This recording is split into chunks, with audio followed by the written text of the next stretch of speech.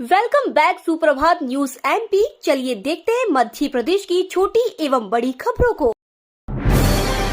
मध्य प्रदेश में विधानसभा चुनाव से पहले 29 ट्रेनों से बुजुर्गों को तीर्थ यात्राएं कराएगी शिवराज सरकार।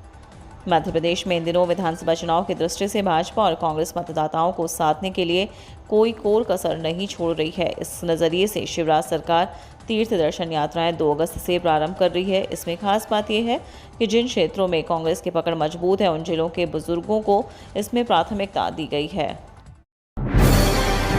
निजी विमानों से घूमेंगे मुख्यमंत्री और मंत्री, 40 करोड़ रुपए का प्राविधान। मध्य प्रदेश में विधानसभा चुनाव की तैयारी के लिए मुख्यमंत्री के साथ ही मंत्री भी निजी विमानों से प्रदेश का दौरा करेंगे और योजनाओं का जमीनी स्तर पर प्रचार करेंगे।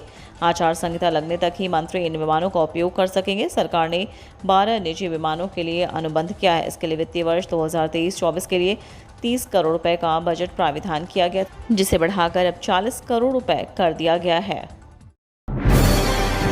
इंदौर में सिटी फॉरेस्ट में जापानी पद्धति से रोपे जाएंगे 2000 पौधे। जिले में वर्षा काल में 10 लाख पौधे विभिन्न विभागों द्वारा लगाए जाने हैं। इसमें इंदौर विकास प्राधिकरण IGAB 30 लाख पौधे लगाएगा। यह पौधे विभिन्न योजनाओं में वर्षा काल के दौरान लगाए जाएंगे। वृक्षारोपण की शुरुआत विगत 1 जुलाई को हो चुकी है और प्रत्येक सप्ताह पौधारोपण किया जा रहा है। हरियाली अमावस्या पर स्कीम नंबर 78 स्थित सिटी फॉरेस्ट में जापानी पद्धति से 2000 पौधे लगाए जाएंगे। अगले सप्ताह 5वीं 8वीं की अंक सूची पहुंचेगी स्कूलों में। 2022-23 सत्र में बोर्ड पैटर्न पर 5वीं 8वीं कक्षा की परीक्षा करवाई गई। रिजल्ट आए 2 महीने बीत चुके हैं मगर विद्यार्थियों को अंक सूची नहीं मिली है। ऐसे में वह विद्यार्थी परेशान हैं जिन्हें स्कूल बदलना है। अब इनकी समस्या को दूर करने के लिए राज्य शिक्षा केंद्र ने अगले 5 से 7 दिनों के भीतर स्कूलों में अंक सूची भेजी जाएगी। ये काम केंद्र ने जिला परियोजना समन्वयक को दिया है। सीएम शिवराज ने किया प्रदेश के पहले सीएम राइज स्कूल का लोकार्पण।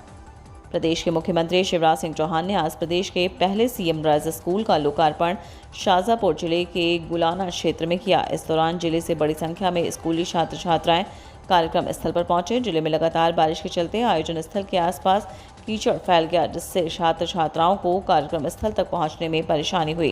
कार्यक्रम स्थल के कुछ हिस्से में कीचड़ की वजह से छात्र छात्राओं को कुर्सी लगाकर बैठना पड़ा। छात्र छात्राओं के साथ ही शिक्षकों व अन्य लोगों को भी परेशानी उठानी पड़ी। प्रियंका की सभा के लिए घर घर जा रहे कांग्रेस नेता, तैयारी पूरी।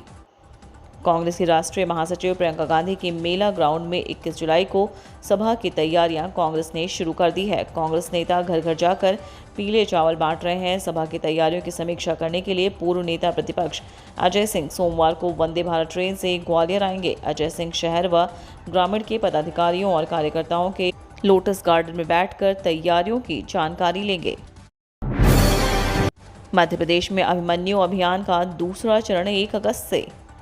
महिलाओं के प्रति होने वाले अपराध जैसे छेड़छाड़, दुष्कर्म, इंटरनेट मीडिया पर अश्लील फोटो बहुप्रसारित करने और घरेलू हिंसा रोकने के लिए छोटी उम्र से ही बच्चों को समझाइश दी जा रही है। इसके लिए पुलिस मुख्यालय ने अभिमन्यु अभियान शुरू किया। इसका दूसरा चरण 1 अगस्त से शुरू होने जा रहा है। इसका उद्देश्य यह है कि बदलाव की शुरुआत घर से ही हो। माँ बहन अपने बेटे और भाई को महिला हिंसा के प्रति जागरूक करें। करोड़ों से चमकेगी शहर की ऐतिहासिक इमारतें। जून 2024 तक बचा हुआ बजट खर्च। स्मार्ट सिटी कॉरपोरेशन ने मिशन मोड में परियोजनाएं स्वीकृत कराकर टेंडर जारी कर दिए हैं। 7 परियोजनाओं के टेंडर खोलकर तकनीकी और वित्तीय मूल्यांकन शुरू कर दिया है।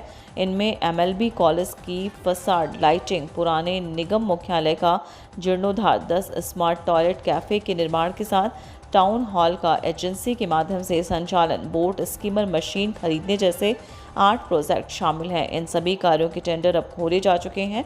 अब इनकी तकनीकी वित्तीय मूल्यांकन चल रहा है। भोपाल के लेखक लाइब्रेरी में गिफ्ट के तौर पर दे जाते हैं किताब।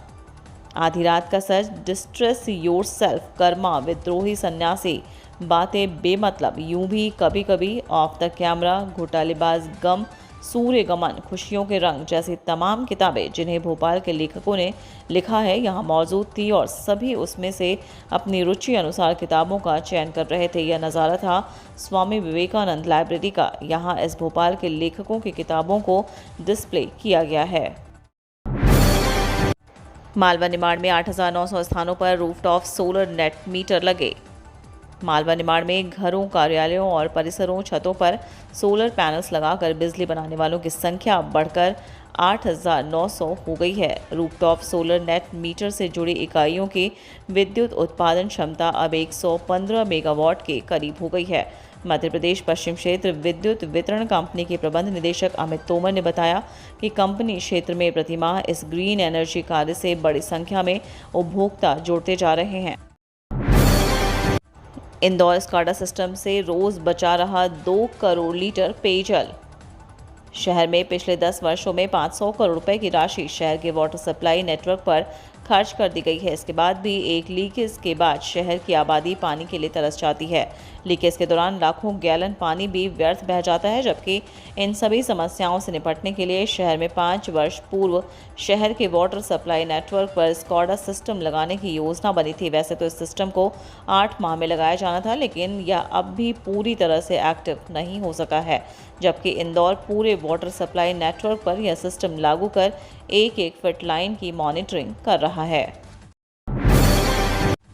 हाईलाइट का नया ट्रेंड, सभी फ्रेंड्स के पास पहुंच रहे नोटिफिकेशन।